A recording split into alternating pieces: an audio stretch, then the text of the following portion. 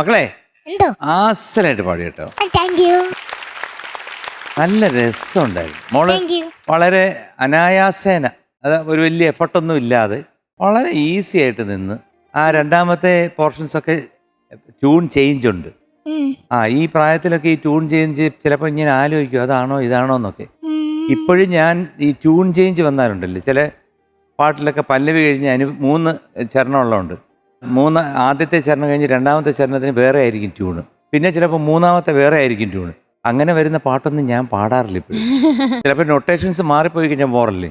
ഈ പിള്ളേർക്ക് നല്ല ബ്രെയിൻ അല്ലേ, ഇങ്ങനെ നല്ല ഫ്രഷ് ആയിട്ടുള്ള എന്താണ് എന്ത് കേട്ടാലും അപ്പം തന്നെ അബ്സോർബ് ചെയ്തെടുക്കാനുള്ള ഒരു കപ്പാസിറ്റി ഉണ്ട്. എന്താ പറഞ്ഞ? ഒന്നുമില്ല മോളെ. കപ്പാസിറ്റി എന്ന് പറഞ്ഞാൽ എന്താ അർത്ഥം? കപ്പാസിറ്റി എന്ന് വെച്ചാല് ഒരു മെട്രോ സിറ്റി എന്നൊക്കെ പറയുന്ന പോലെ, മെട്രോ സിറ്റി എന്നൊക്കെ പറയുന്ന പോലാണോ? അല്ല പിന്നെ എന്താണ് കുഞ്ഞിന് ഇംഗ്ലീഷ് പറഞ്ഞൂടാ, മലയാളം ഒന്നും അറിഞ്ഞൂടാ.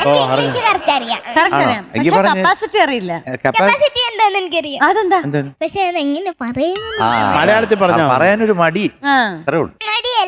പിന്നെ മലയാളത്തിൽ പറഞ്ഞു. ക്യാപിറ്റൽ സിറ്റി അല്ലേ? ക്യാപിറ്റൽ സിറ്റിയുടെ ക്യാപിറ്റൽ അല്ല.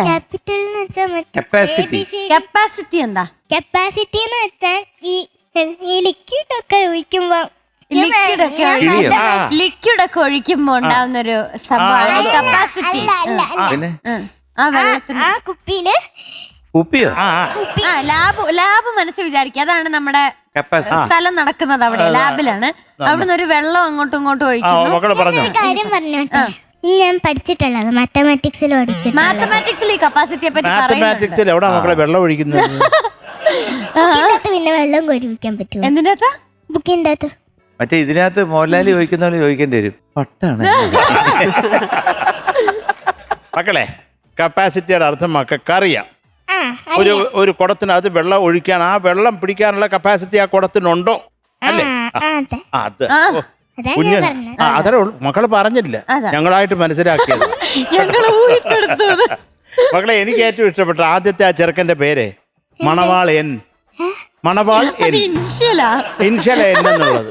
പിന്നെ മണവാ ടി ഇൻഷല്.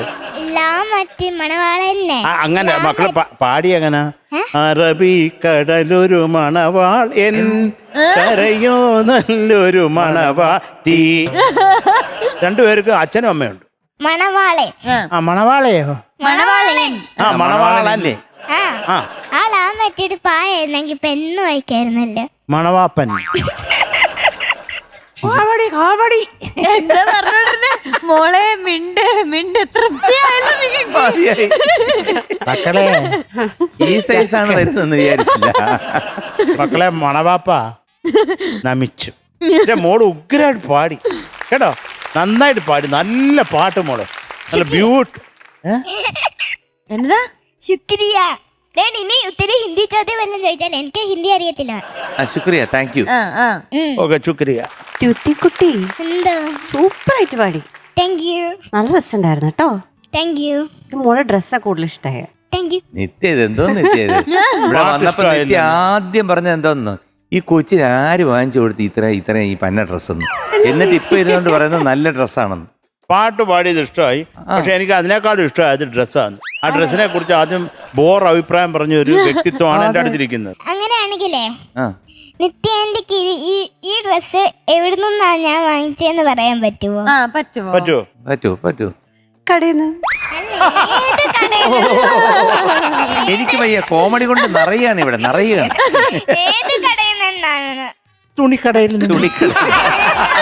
ഓ, കോമഡി കൊണ്ട് നിറയുകയാണ്. കാര്യം പറയാം. MATHS മാത്സ് എന്നല്ലേ വായിക്കത്തുള്ളൂ. ആ ടി വെച്ച് അങ്ങ് വായിച്ച കളഞ്ഞാ മതി. MATHS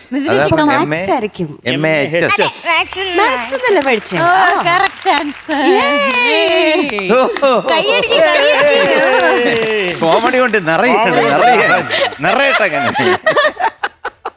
ഇത് കോമഡി റൗണ്ട് ആയിരുന്നല്ലേ മക്കളെ? അണ്ണാ ഒരു പൂക്കുറ്റി കൊടുത്തയക്കണ്ട. ഒരു ലിറ്റിൽ ഏഞ്ചൽ ഗോൾഡൻ പൂക്കുറ്റി.